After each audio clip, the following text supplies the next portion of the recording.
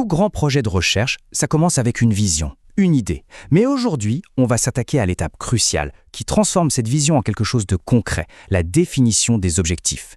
Voyez ça comme le plan directeur, celui qui va guider absolument chaque décision. On a tous connu ça, n'est-ce pas? On a une idée qui nous semble brillante, une intuition super forte. Mais comment on passe de cette petite étincelle à un projet qui est, structuré, finançable et surtout réalisable? C'est fou le nombre d'excellentes idées qui meurent dans l'œuf juste faute d'un bon plan. Eh bien la solution, c'est justement ça, avoir un plan clair. Et en recherche, ce plan, ce sont les objectifs.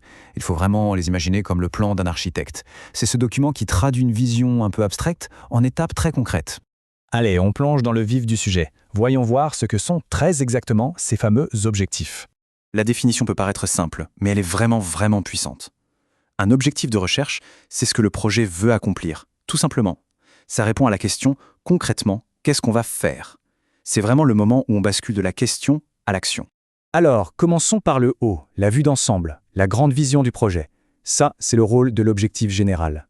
Pensez à l'objectif général comme à l'étoile du berger de votre projet. Il doit être la suite logique du problème que l'on a posé. Il doit aussi résumer toute l'ambition du projet en une seule phrase, bien claire. Et puis, il y a une règle d'or. Il doit toujours commencer par un verbe d'action fort. C'est ce verbe qui donne toute son énergie, tout son élan au projet. Prenons un exemple concret pour que ce soit plus parlant. Ici, l'objectif est super bien formulé. Remarquez le verbe « analyser » qui lance tout de suite l'action.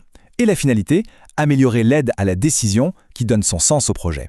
C'est la promesse en quelque sorte. C'est la vision globale de notre architecte.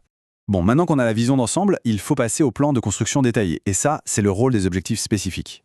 Ce qui est génial ici, c'est de voir comment la grande vision est découpée en petites étapes, logiques et surtout réalisables.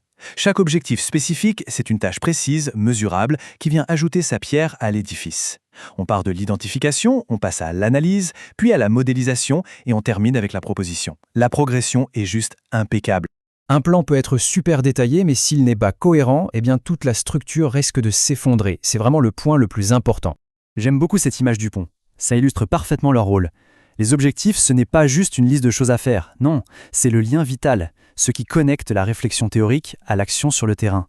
Sans ce pont solide, les deux rives restent séparées et le projet ne peut pas avancer. Imaginons la construction d'un bâtiment. Tout commence par quoi? Par la problématique. Ce sont les fondations. Il faut qu'elles soient ultra solides, car c'est sur elles que tout le reste va reposer. Si les fondations sont bancales, l'édifice est déjà compromis. Ensuite, sur ces fondations, on monte la structure, les piliers, les poutres. Ça, ce sont les objectifs. C'est ce qui donne sa forme, sa hauteur et sa solidité à l'ensemble du projet. C'est le lien entre les fondations et le toit. Et enfin, il y a la méthodologie. Ça, c'est le chantier lui-même, les outils, les matériaux, les techniques qu'on va utiliser. Et bien sûr, cette construction doit suivre le plan à la lettre, le plan qui a été défini par les objectifs. Tout ça pour que le résultat final corresponde bien à la vision de départ. La cohérence entre ces trois éléments, problématique, objectif, méthodologie, elle n'est pas négociable. Ok, maintenant qu'on a vu le plan idéal, parlons un peu des défauts de construction, des erreurs classiques qui peuvent vraiment tout fragiliser. Il faut faire attention à ces trois pièges, ils sont très courants. Le premier, c'est de confondre l'objectif, c'est-à-dire le quoi, avec l'activité, le comment. Le deuxième, c'est d'être soit trop vague, soit au contraire d'avoir trop d'objectifs, ce qui éparpille les efforts. Et le dernier, sans doute le plus fréquent, c'est de proposer des objectifs qui sont tout simplement irréalistes. Chacune de ces erreurs, c'est comme un poison lent pour la crédibilité d'un projet. Pour finir, on va laisser tomber la métaphore du bâtiment pour une autre, qui est tout aussi parlante. Les objectifs, ce n'est pas seulement un plan. En fait, c'est la colonne vertébrale du projet. C'est ce qui lui donne sa tenue, son soutien, sa capacité à se tenir droit. La question à se poser, au final, c'est celle-ci.